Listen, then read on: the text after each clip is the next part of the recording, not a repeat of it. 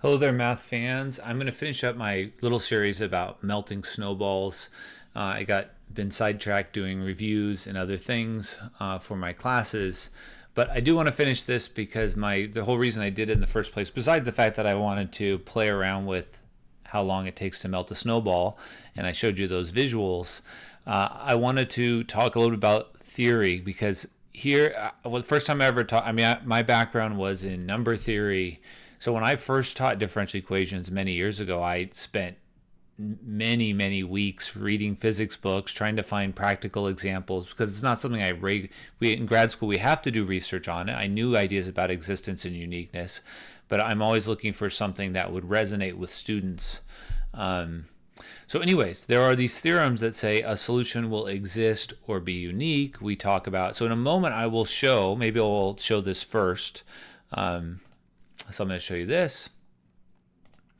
Given a differential equation, you can visualize it with something called a vector field. So in a moment, I'll talk about that and how we think about it and when a solution will exist and when it doesn't exist.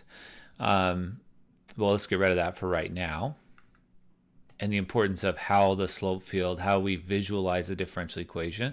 But here's the volume. And for now, I just want to think about studying the volume of that snowball. And let's pull up my new Instagram page here and join me. I'm old man finally learning how to do certain things. Okay, so there's this problem we were doing with it melting. So let's let it go here. So I'm gonna hit play. Let's see if I can get it closer. We'll send this one going. I'm going to hit play here. And there we go. Oh, this one's going much faster. But at about 9 hours, it's melted. This is the volume. Now, it would be better to draw the radius graph. We get a better picture, but that's the volume of that melting snowball. Okay. So there's some interesting things here. And it's fairly, let's just get to the heart of it. If all you knew was that the snowball had melted at 9.25 hours, then the solution would not be unique. If all you have is a puddle sitting there at 9.25 hours, you don't know if maybe it was a puddle all along. Maybe it was a much smaller snowball to start with. That's what we mean by we don't have a unique solution given those initial conditions. Right? If I had made the snowball quite a bit smaller, in fact, there's some weird things about this solution. If I had not made this little restriction, the solution keeps going, but it doesn't make sense that the volume would be negative. So there's something weird going on here that's not normal. For most differential equations, this doesn't happen. And if we made the A smaller, that, and graphed it, it also has a volume of 0 at 9.25. We don't like that in differential equations. We don't like it when solutions can cross, and we don't like it when, cross a place where the slope is 0. We also don't like it, or we have to recognize that we don't know enough information. If all you know is it's a puddle at a certain time, we don't know enough information to be certain about our solution. Okay.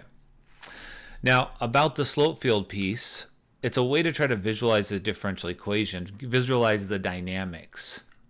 And it's a really valuable way to visualize it. So if you look at my solution, at each point, what they did here is you give it a collection of points and ask it to draw a little slope. So if I can change this a little bit and say how many points I want, say I want my X and Y, I want more points, I want how thick I want them to be, and it will just draw a bunch of equally spaced points by just going to the differential equation, plugging in numbers, and finding the slope.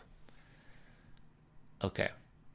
But there's something weird happening when y gets close to 0 here. That doesn't happen in many of these problems. Okay, so let's bring it back to our page. In this case, the y is the v.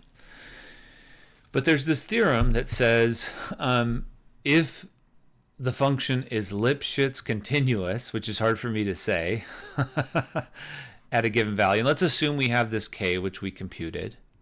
and the A is numbers we got from our surface area. And so we have this initial condition. So we basically know all the information and we have an initial condition, but we do not have uniqueness. Meaning, based off of this alone, and it's because that's 0, we don't have uniqueness.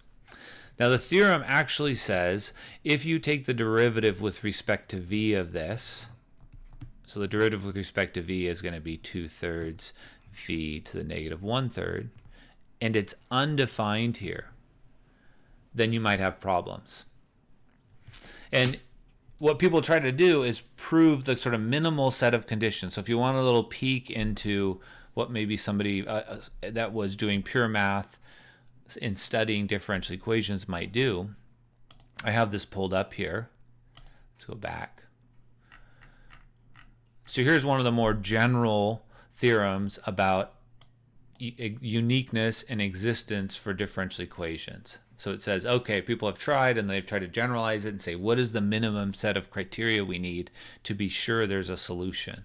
So here's an example like ours. Now, once you start to formalize, that's when we lose people, because people, over time, mathematicians have made it more and more and more abstract, which is great. It's a great goal, but it makes it harder for people to read the statement.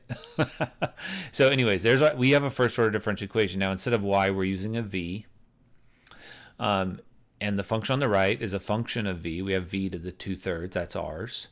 And the initial condition, it says, as long as there isn't a problem at your initial condition, as long as you are Lipschitz continuous. Well, what in the world is Lipschitz continuous? It means, it shows a little picture here, but it means the slope is bounded in some way. And so what they're showing you is that the graph never appears in here. And the problem with the 2/3 graph is it gets really steep. In fact, here's a 2/3 graph. This is the graph of basically our differential equation, something to the 2/3. It's very, very steep at 0. Infinitely steep at 0. So no matter what you do, you can't bound the slope, no matter how close I get.